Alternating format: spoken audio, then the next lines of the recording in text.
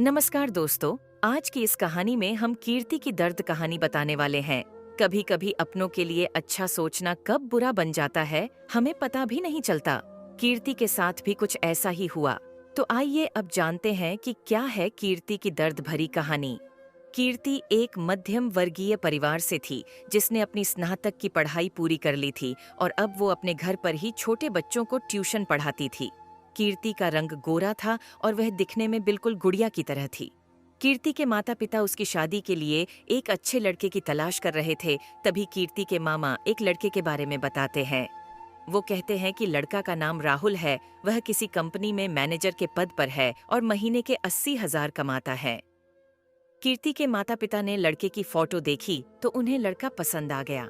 जब कीर्ति की मां ने कीर्ति को लड़के की तस्वीर दिखाई तो कीर्ति ने कहा, जब आप दोनों को लड़का पसंद है तो मुझे भी पसंद है। अब लड़का और लड़की वालों के परिवार ने मिलकर शादी की तारीख तय कर दी। कीर्ति के माता पिता बहुत खुश थे कि उनकी बेटी की शादी एक अच्छे घर में हो रही है। पूरे धूमधाम से कीर्ति की शादी हो गई। अब कीर्ति अपने बचपन के घर को छोड़कर एक नए घर चली गई। कुछ दिन तो कीर्ति को अपने माता पिता और अपने घर की बहुत याद आई। कीर्ति की शादी के अब महीने बीत गए थे। अब उसके पति राहुल पहले जैसा व्यवहार कीर्ति के साथ करता था। कीर्ति से वो चिढ़ा चिढ़ा सा रहता था। राहुल अब न पहले जैसा कीर्ति को प्यार करता और न ही उसकी बातों को मानता। कीर्ति को समझ नहीं आ रहा था कि वो क्या करे। वो बस रोकर अपने दर्द को कम करने की कोशिश करती। एक दिन कीर्ति को पता चला कि राहुल सिगरेट पीने के बहाने छत पे जाता और किसी लड़की से बातें करता है।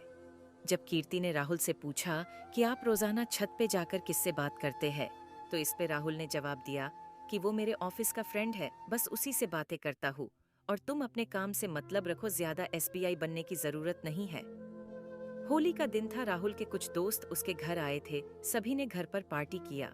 उस दिन राहुल का एक दोस्त थोड़ा ज्यादा ड्रिंक कर लिया था और उसने नशे में कीर्ति के सामने जाकर कहा, भाभी आप इतनी प्यारी और मासूम हो, फिर भी राहुल भाई दिन भर उस घमंडी नेहा से बातें करते रहते हैं।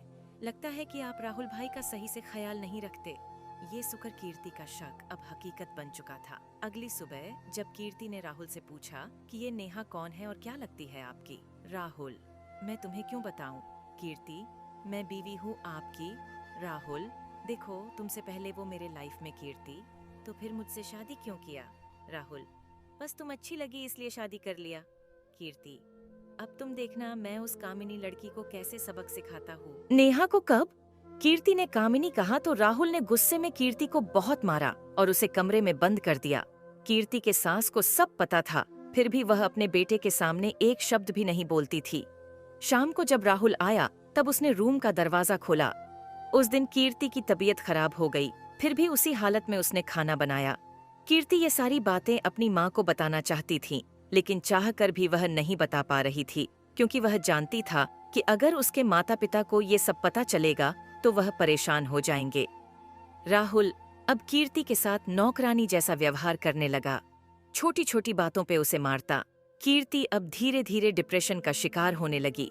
उसके दिमाग में गलत गलत ख्याल आने लगे। अब न वो समय पे खाना खाती और न ही किसी से बात करती। आखिरकार एक दिन कीर्ति ने रूम में फांसी लगाकर आत्महत्या कर ली। कीर्ति ने आत्महत्या का कारण किसी को नहीं बताया, लेकिन उसके सास को पता था कि कीर्ति ने आत्महत्या क्यों किया। दूसरी तरह कीर्ति के माता पिता का रो रो कर बुरा हाल हो गया। कीर्ति की मां ने पुलिस को आत्महत्या कारण उसके ससुराल वालों को बताया। पुलिस राहुल और उसके माता पिता को ले गए, लेकिन पैसों के दम पर कुछ ही दिनों में राहुल और उसके माता पिता जेल से छूट गए। जीवन में अक्सर अच्छा दिखने वाला इंसान अच्छा नहीं होता। उसके अंदर कहीं न कहीं बुराई छुपी होती है और वही बुराई किसी की जिंदगी को बर्बाद कर देती है। कुछ ऐसा ही कीर्ति के साथ हुआ। दोस्तों, वीडियो अंत करते हैं। कहानी अच्छी लगी हो तो वीडियो को लाइक और चैनल को सब्सक्राइब जरूर कर दें।